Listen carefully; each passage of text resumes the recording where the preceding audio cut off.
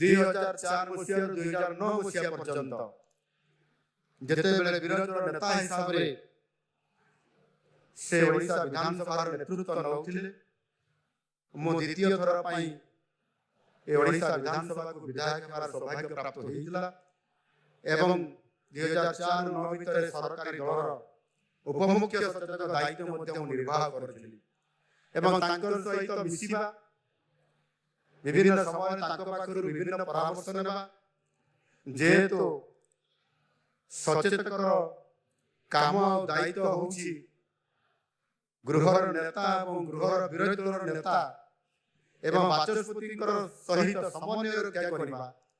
ଏବଂ ଏଭଳି ଏକ ମୁହୂର୍ତ୍ତରେ ମୋତେ ସୁଯୋଗ ମିଳିଥିଲା ଏ ସମସ୍ତଙ୍କ ସହିତ ଆଲୋଚନା କରିବା ପାଇଁ। ଯିଏ ମୋ ସମୟରେ ଚିଫ୍ ହୋଇଥିଲେ ସେ ସମ୍ପୂର୍ଣ୍ଣ ଭାବରେ ମୋତେ ସ୍ୱାଧୀନତା ଦେବା ଆଉ ମୁଁ ସମ୍ପୂର୍ଣ୍ଣ ଭାବରେ ଏ ପାର୍ଲାମେଣ୍ଟାରୀ ଆଫେୟାର୍ସ ଏ କାମକୁ ସମ୍ଭାଳିବା ଆଉ ମୋତେ ଲାଗୁଛି ମୋତେ ମୋ ଜୀବନର ସବୁଠାରୁ ବଡ଼ ଅନୁଭୂତି। ମୁଁ ମୋର ସରକାରୀ ଉପମୁଖ୍ୟ ସଚେତକ ଥିବା ସମୟରେ ଗୋଟିଏ ପଟେ ଗୃହର ନେତା ସେତେବେଳେ ନବୀନ ବାବୁ ଥିଲେ, ନବୀନ ପଟ୍ଟନାୟକ ଏବଂ ବିରୋଧୀ ଦଳ ନେତା ଥିଲେ ଜାନକୀ ବଲ୍ଲଭ ପଟ୍ଟନାୟକ, ବାଚସ୍ପତି ମହେଶ୍ୱର ମହାନ୍ତି। ଏ ସମସ୍ତଙ୍କୁ ନେଇକି ବିଧାନସଭାକୁ ସୁଚାରୁ ରୂପେ ପରିଚାଳନା କରିବାର ଦାୟିତ୍ୱ ଯେତେବେଳେ ମୋ ଉପରେ ଥିଲା, କିଭଳି ଭାବରେ ବିଧାନସଭାକୁ ଚଳାଯାଇପାରିବ, ସମସ୍ତଙ୍କ ପାଖରୁ ଯେଉଁ